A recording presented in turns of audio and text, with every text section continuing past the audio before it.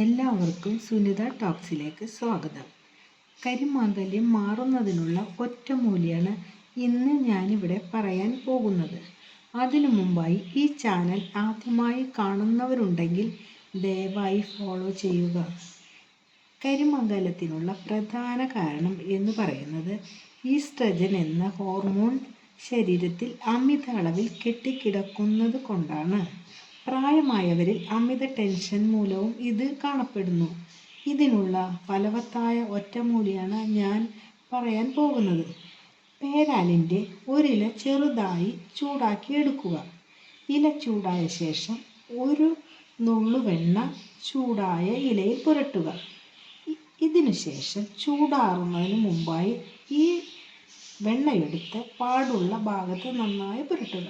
2 ആഴ്ചയോളം ഇത് പുരട്ടിയാൽ തീർത്തും മാറ്റിയെടുക്കാവുന്നതാണ്.